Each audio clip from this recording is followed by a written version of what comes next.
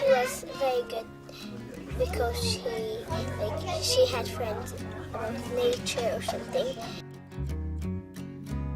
It was about a girl called Sarah. She could feel the nature talking to her.